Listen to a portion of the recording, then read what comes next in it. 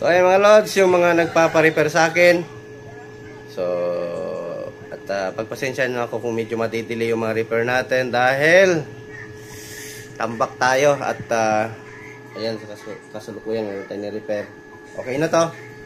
So yung ibang nauna nito, hindi ko pa nagalaw. May mga amplifier din. So ito, may mga pinadala, dumating na ito.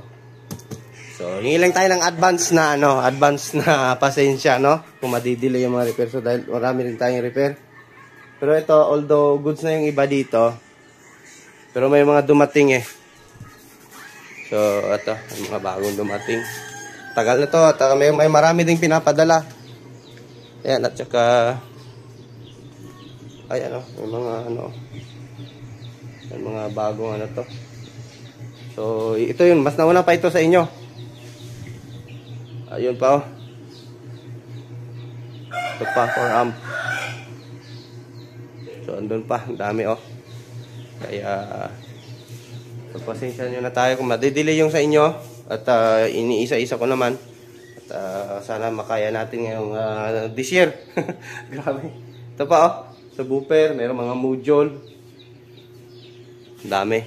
At yan, hindi ko pa nagalaw yung iba Sobrang busy mga lods. May mga street light din tayo.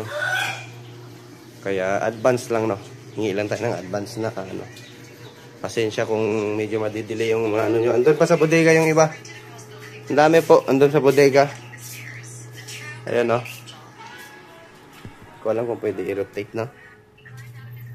pa yung iba So ayan, ibang amplifier. Electric pan, dami. Ito pa mga amplifier Ayan. So medyo madidelay po talaga tayo sa repair.